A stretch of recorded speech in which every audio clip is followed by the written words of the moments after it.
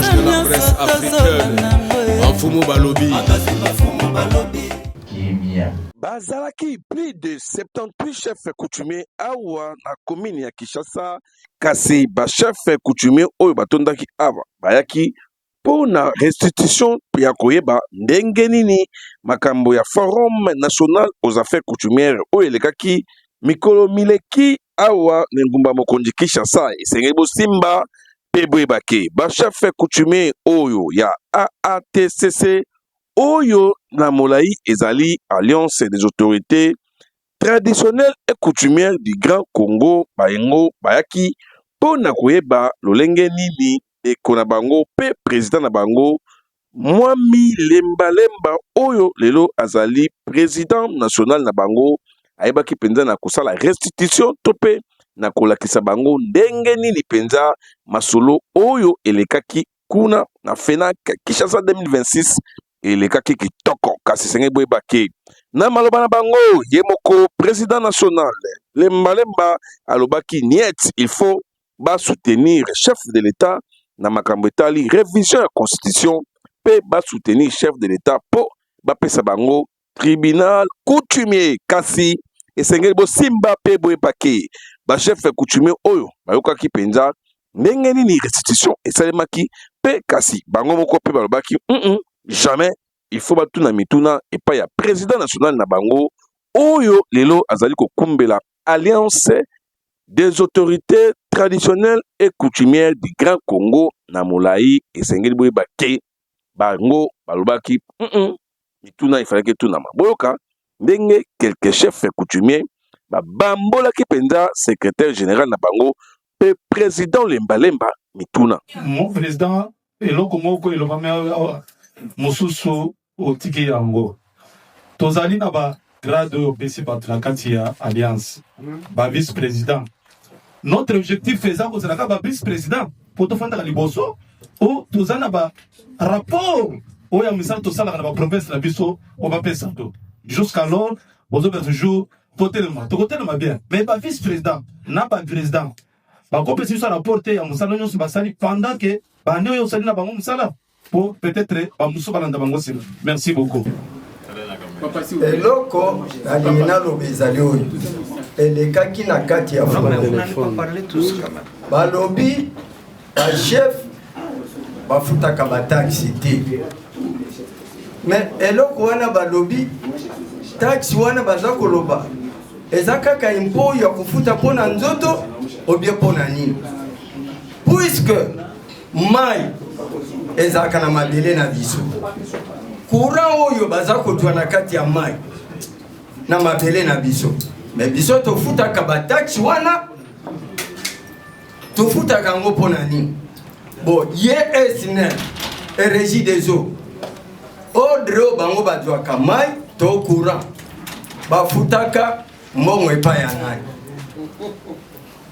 tandis que bato bazali bankolo ya mai ezali biso po yango ezali mabele na biso alors kala mingi te bokoyoka soki guerre ekwei tokobeta bato esiner na régie des eaux au moment nalobi yango butu yango acte kala mingi te bokoyoka babomi mutu ya régie des eaux mutu ya esiner o nalobi.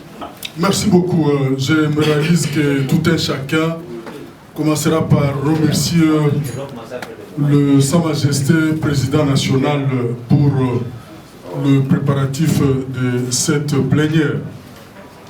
Je vais vite aller, comme tous nous sommes derrière le temps. Notre Président National, avec le secrétaire national à côté de vous, quant à l'adhésion à cette alliance, je prends mon cas, ça va faire maintenant 3 ou 4 ans. J'ai bien rempli ma fiche et j'ai fait un paiement. Il y avait le prince Mwalaba et Mike Lukusa qui était en charge de cette opération au niveau de la Huilerie, ici vers le centre des handicapés. Je n'ai pas encore jusqu'ici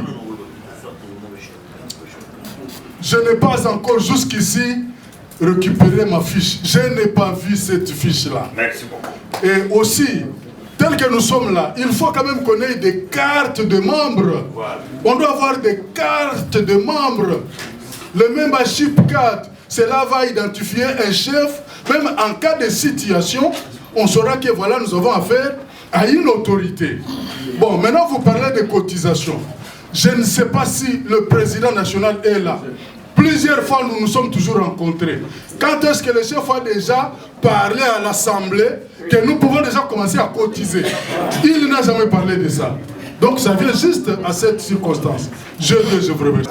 Je remercie d'abord le président de la République qui avait pensé nous inviter les chefs coutumiers, nos autorités coutumiers, dans un forum qui a dévoilé presque le mal que le chef coutumier a connu tout au long de l'indépendance jusqu'à nos jours.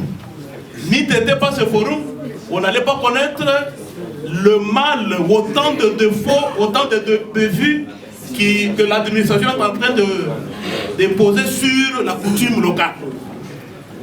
Je remercie encore le président pour son bravoure, sa détermination. Mais Sa Majesté Lemba Lemba, je vous remercie.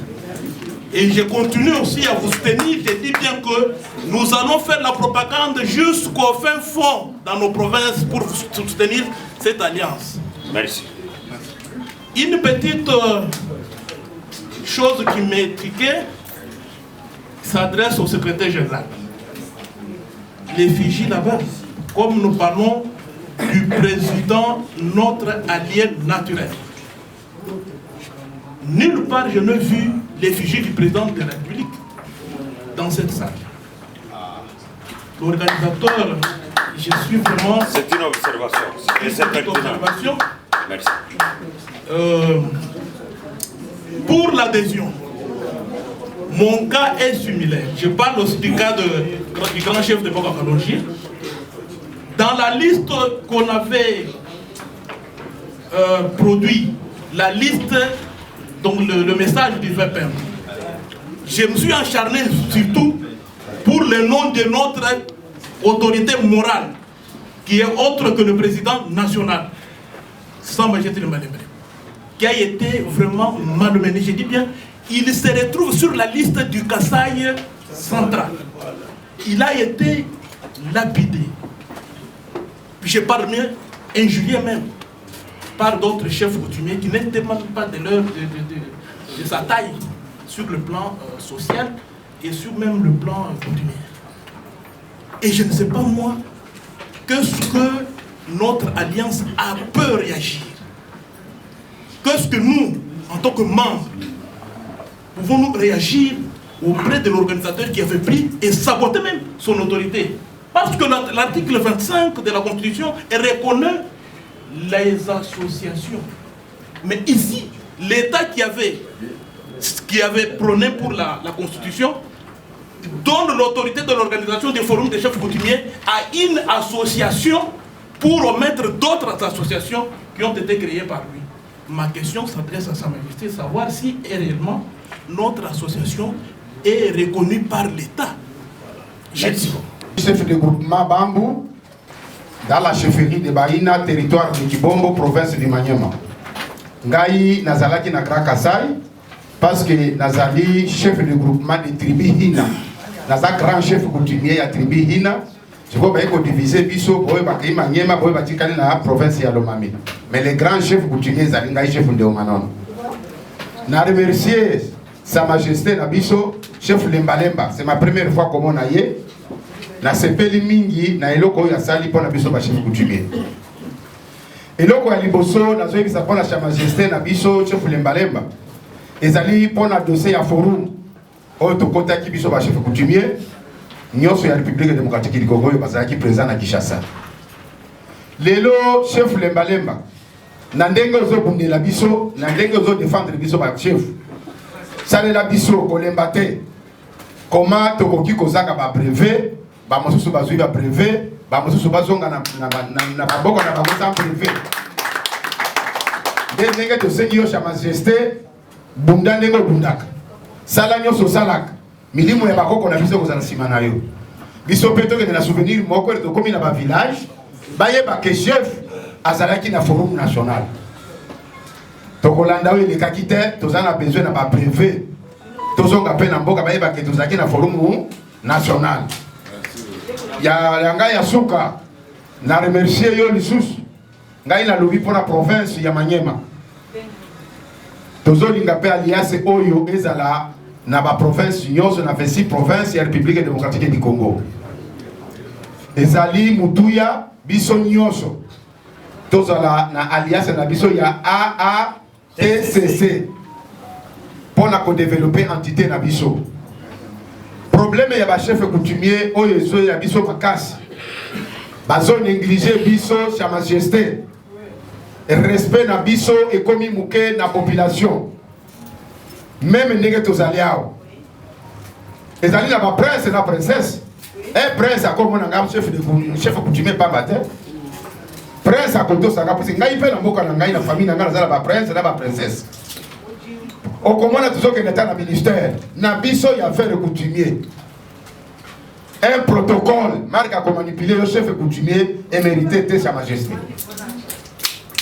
vraiment des maloba muke ngala ningaki na loba mais kokende na ngai na kindu il faut na que pe na souvenir ya que non nazalaki na sa majesté pona alliance oyo il faut ekende eyokama ndesuka suka kibongo te boka ndenge secrétaire général pe président national a répondaki na mituna nyonso oyo ba chef coutumier ya 26 provinces bayaki koyoka restitution oyo alobi na biso boye tous les participants au bazalaki na kati ya forum bakozwa ba brevet na bango eza koloba nini ba brevet wana ye assez signé mais il fallait PVP m'a signé comme ça babenga sa majesté le Mbalemba comme président de l'alliance akende kozwa ba nombre ya ba brevet ya ba participant na biso ye akoya nango tokobengisa bino mutu na mutu azwa brevet na ye comme pour dire bino bato bozalaka yo moko oza na ATC yo moko oza mutu ya Konatek yo moko oza mutu ya soki SNDCC yo moko oza sikoyo tango bakopesa ba brevet wana mpona ba membre ya alliance oya biso AATCC bakomi kombo na yo te obanda koya koyebisa biso o ngai na suite il est moment de s'assumer fumu azalaka lokola omoni atambwa azaka makolo mine mais atambola kazela moko bino boza lelo azana alliance lobby azakuna tout ça ce qui a raté brevet obanda ko bo CG ngana suite mais ozalaki wapi il faut se faire inscrire comme membre ya alliance na biso comme ça okozwa brevet na yo par rapport à l'implantation de l'Alliance, Moussala Zokoba, tous continuer nango. Yo nengo uti Manyema boy. Kendeka ka préparer terrain na yo. Sala comité ya makasi ya banfumu. Aussi comité ya banfumu. Osali comité na yo ya province. Au signalé biso province déjà, allez, le comité est prêt, venez nous installer. Au commun de délégation et Kokita. Nous installé déjà dans la province nous allons passer partout. Pour les cartes sont disponibles. Pour les simples membres, n'allons bien, pour les simples membres. Oh, moni. Ah, na pesa nangai kaka mais essentiel na zo carte nangai. Bomoni ndakisa carte nangai ngo. Tozala ba carte na biso bien imprimées. Les cartes de l'alliance sont là. Banfumu minene nyoso. Oko futa $20 lokola bana mbokate. Carte na biso l'unité de base c'est ça $20. $20 par. Pesa ce qui opesi ata lelo lobi okozwa carte na yo opesi photo opesi identité na yo.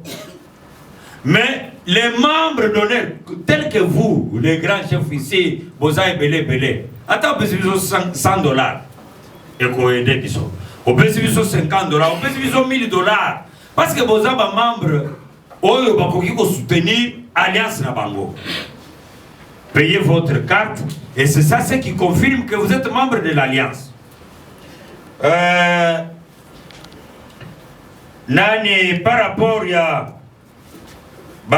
province au chef Mamba Lobby, c'est une sensibilisation. Il n'a attaqué personne. Eza Koloba, Tangu Yoza est représentant de la province Mokoboye. Plus rien ne sera comme avant. C'est la Kabiso par rapport. Oza président provincial, Oza vice-président national. Entre en contact avec votre province. C'est le Kabiso par rapport. Activité à Misala et Zokende Ndengeni. C'est le Kabiso par rapport. Chef Wabini Aloba. D'abord, il a présenté beaucoup de regrets par rapport à dénigrement, sabotage, aventure. On peut qualifier ça de tout mot. Et ce qu'il dit, c'est une vérité. Sa Majesté Lemba, c'est un grand chef coutumier bien connu dans ce pays, partout. C'est un dignitaire d'État. Ayebani. Kasitalaka. Nemba toana bazo sala biloko basali ba telegram papa nenge zalaki na ndenge moko ndenge bakina baloba neti na kuzu bazo sala ngo ya kubatama. Et ça nous avons condamné, pour ça nous avons condamné notre vice-ministre des affaires coutumières. Nous lui avons dit en face que ndenge ni okoki ko confier les responsabilités munene boy et pas batu oyo ya na tese kutu. Il fallait que je vous dise, ça marchait le mort. Elle moussous. Ce que vous avez dit, qu'on a pas prince, n'a pas princesse. Bafumba ça. Ah oui, kasi esuka kibongo te. Yemoko président national Lemba na suka ya masolo asolola ki boye liboso ya magazine Bafumba lopi. Evaluer souci. Les années soucis d'abord, il y a un bon Sambango, pour le la Fonzi, la Bisso et Amboka, moi Namboka, Félix Antoine, Segedi Tilombo, Kimia. Parce que Kimia ya Liboso, Kimia ya Solo, Ozali na Bafumo. Parce que Fumo Azali cadre de base. Fumo Azali partenaire du gouvernement. Il faut sensibiliser les chefs Bayeba, Bamiyeba, que Bambem Tumatana, Kimia ya Mboka Oyo. Voilà pourquoi na préféré Piero, pour Kanana Bango, pour Solona Bango, pour Union Subino Boyoki, Moko na Moko, Tango Kozong, na Moko Zé, Ayeba, on a nini, chasse.